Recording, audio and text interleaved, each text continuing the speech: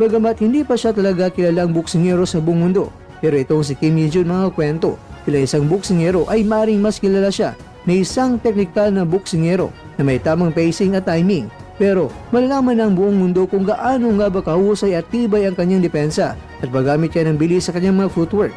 Malalaman natin kung ano nga ba ang kaya niyang ihain sa laban kapag makarap na niya ang isang boksingero na tulad ni Inoue na may bilis at may lamang sa knockout power. Mabilis at taglay ang malahalimaw na lakas, napakahusay sa depensa at opensa, nagbibigay ng tila ba sukat na mga kombinasyon, taglay ang tapang bilang samurai at hindi natatakot na makipagsabayan. Hee Kim-jun, taglay ang malakas sa depensa at may diskarte, na hinahanapan muna ng butas ang kalaban bago tuluyang wasakin. May magandang timing at alam niya kung paano niya kontrolin ang laban sa pamamagitan ng tamang distansya sa kalaban. Kung mamanage siya ang distansya ay may potensyal siyang makapag-counter-attack kay Inoue.